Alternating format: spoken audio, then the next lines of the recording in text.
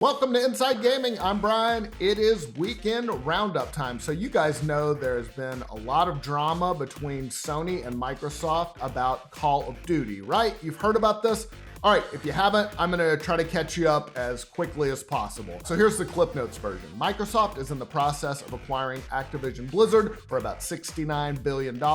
Nice. Now, one of the crown jewels in that acquisition, of course, is Call of Duty. That's the franchise that basically prints money. It's a consistent bestseller, whether it is good or not. But now, Sony has been saying to some regulators, hey, it's not cool that Call of Duty might become an Xbox exclusive because that might hurt our sales, which is very rich coming from Sony, whose whole strategy is built around exclusives, but that's another story. And Microsoft has tried to say, well, no, Sony, you can have Call of Duty for a few more years if you shut up, and Sony's been like, nah, that's not good enough. Okay, so now you're caught up. Now, enter EA and its big first-person shooter franchise, Battlefield. CEO Andrew Wilson recently spoke at a Goldman Sachs conference where he talked about the future of Battlefield. Axios' Stephen Totillo reported his comments that were pretty frank about the quality of the last two Battlefields. Wilson said he didn't think EA, quote, delivered on the last two iterations of Battlefield in the way that we should have. But while he said there's a lot of work they have to do, he also called it an extraordinary IP at its core, and he said that great IP like Battlefield is resilient. He used Star Wars as an example, saying that you can see what happens when you get the right creative team involved, how they can completely reinvent and grow a franchise. Don't know if I'd use that example, but whatever. He added, I think we have an extraordinary creative team involved in Battlefield right now, and said that they have, quote, unbelievable ambitions to own the first-person shooter space. All right.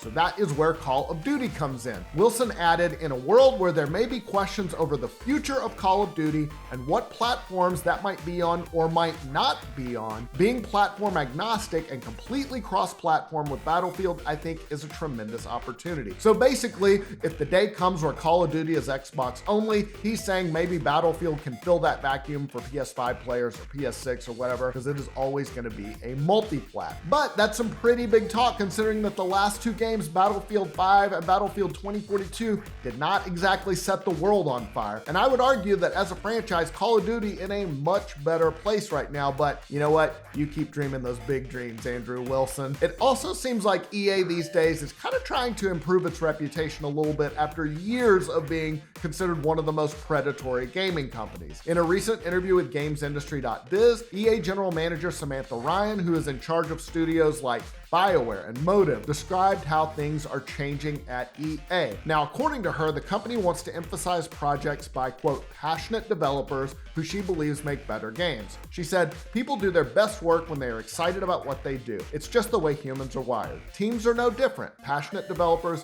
generally make better games. And this feels like them kind of trying to go the Phil Spencer Microsoft route. We're going to be the developer-friendly, gamer-friendly company, but it's also EA. She added that they're not going to trend chase anymore, I assume, saying BioWare can make amazing single-player games with strong stories. Full Circle can create a digital skate park that's freely open to any player anywhere. They are each unique and will be stronger studios when they are true to themselves. So we will see what happens with this new, friendlier EA.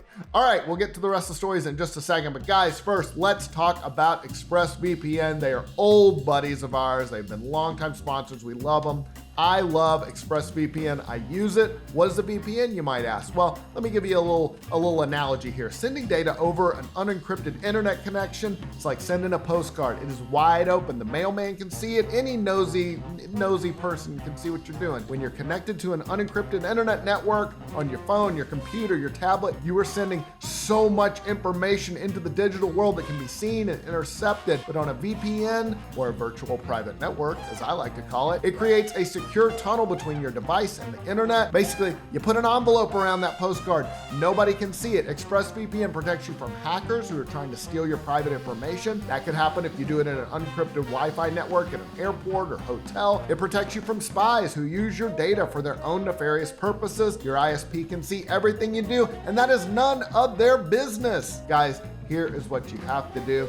Go to expressvpn.com/roundup. Find out how you can get 3 months of ExpressVPN for free by visiting expressvpn.com/roundup or clicking the link in the description below. Go to expressvpn.com/roundup to find out how you can get 3 months of ExpressVPN for free. Thank you, ExpressVPN. On to the rest of the stories. So this is some good news. If you own an Xbox One or a Series X or S, you're probably familiar with the always online DRM that would say this game isn't ready yet if you try to play it offline. Very annoying. Looks like Microsoft removed it. This comes from the YouTuber Hikikomori Media, who tested several games on their Series X, Resident Evil Village, Nier Replicant, a bunch of others. He found they could be run without any DRM interference, but backward compatible games like Deadly Premonition and Panzer Dragoon didn't work. That's because they're emulated. They got to be downloaded to function on the current gen console, and without an internet connection, apparently the Series X just couldn't play those emulated games. Hikikomori also tested several other downloaded digital games,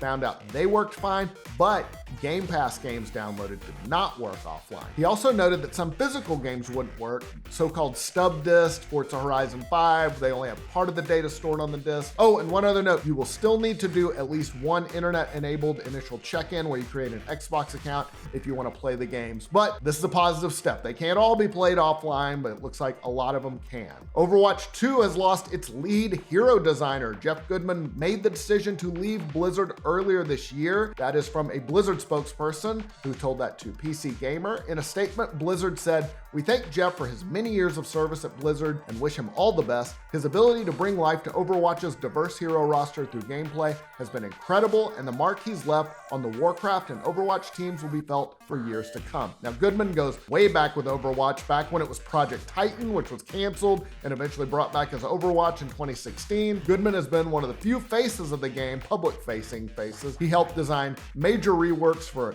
Doomfist and Orisa, as well as new heroes Sojourn and Junker Queen, and a ton more, I'm sure. All right, so it's been a while since we have checked on Star Citizen. Still raising a bunch of money and no final release date yet. But, yep, it recently passed another milestone, $500 million from more than 4 million people. They might not be good at video games, but they are brilliant at raising money. As Eurogamer noted, they hit 400 million raised last November, so it took about 10 months to raise another 100 million. And this is just from their official numbers, by the way. I'm sure they've raised a ton more. We still don't have a final release date for Star Citizen, the MMO portion. That was kickstarted 10 years ago in 2012. Now, there is an alpha build. When people in the comments are like, there is a playable game, kind of. There's an alpha build that has some features, starships, you can explore some locations, but nowhere near a final release. Meanwhile, the single player campaign, Squadron 42, also is not out either. Star Citizen, a bit of a checkered history, to say the least. Last year, it got into trouble with regulators in the UK for advertising ships that weren't available yet. So yeah, but that money machine keeps on. All right, so here is a fun story. One of the oldest MMOs in gaming, actually the oldest active MMO that's still around, is getting sound. Yeah, it's becoming a talkie. We're talking about Tibia, the 2D fantasy MMO that came out in 1997. That was a product of 4 German students. They worked on a project, they put it out. It's a pixel art game. It's been renowned for just crazy secrets and depth. There was a door that wasn't open for like 12 years. In a news post, the developer told players next Tuesday, September 27th, your game experience will be enriched by sound. This is adorable. They have been working on audio for the last year, saying it was crucial for us to provide you with choices, to give you various options to customize your own sound experience, to decide which sounds you want to hear and which you might want to mute. This allows you to set the pace at which you want to explore this new and fresh aspect of Tibia. Now, the arrival of sound to the game will be preceded by the premiere of Tibia's anthem, which is described as a musical composition which embodies the history, the spirit, and the heartbeat of Tibia. You will be able to hear the anthem via YouTube on September 26th. All right, time for a 5-second review.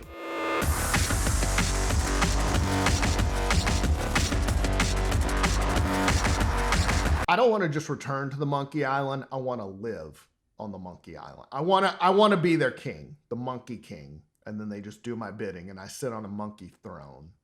That's what I want. All right, let's talk about the games coming out next week. First up, The Spirit and the Mouse. Bring kindness and light to the people of Saint Clair as Lila, a tiny mouse with a big heart. Explore a quaint French village, make electrifying new friends, and do good deeds for those in need in this lush narrative adventure game. Comes to PC September 26th. Dual Universe is a first-person sci-fi MMO built and driven by players in a single persistent universe shared by everyone. You can build almost anything out of voxels, trade in a free economy, lead industries, travel through space, explore planets, or wage war in a fully editable sandbox universe. Comes to PC September 27th. Hoko Life. Hop off the train and into your new life in the village of Hako. Take over the old workshop and get creative. Use crafted materials and design everything in town. With complete creative freedom, what type of town will you build? It comes to PS4, Xbox One, and Switch September 27th. Life is Strange Arcadia Bay Collection. Return to Arcadia Bay and experience 2 award-winning Life is Strange games like never before. Remastered visuals and animation breathe new life into the great cast of characters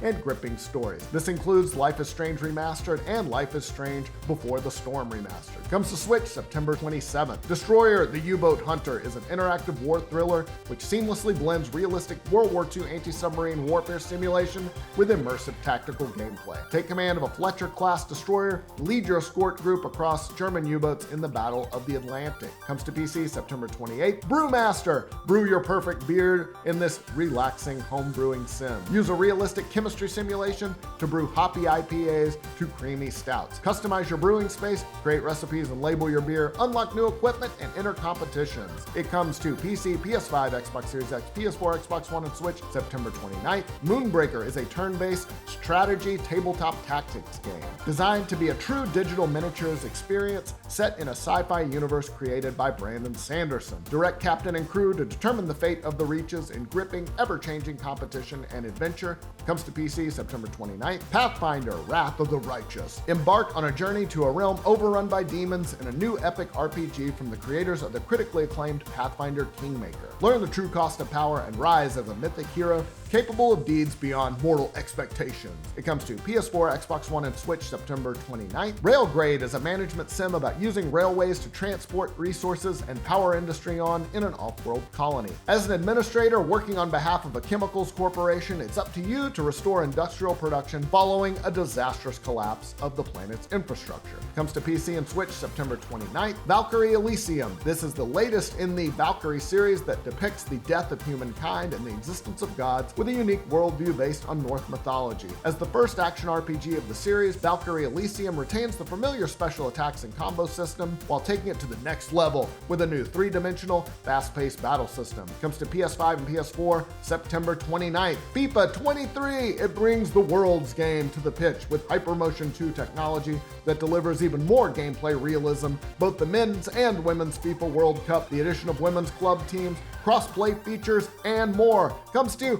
PC, PS5, Xbox Series X, PS4, and Xbox One September 30th. And finally, My Little Pony, a Maritime Bay adventure. Yeah, we're doing it. Sunny wants to bring the magic of Maritime Bay Day Festival back to Equestria, but some pony is out to spoil her plans. Oh no! Save the celebration by putting on fashion shows, rescuing cute animals, and murdering every pony you see. Just kidding. Flying with Pegasi and more with a helping hoof from your new My Little Pony friends. It comes to PS5 and Xbox Series X September 30th. That's all the news I got for you this week, guys. I hope you're having a great weekend. We'll see you soon.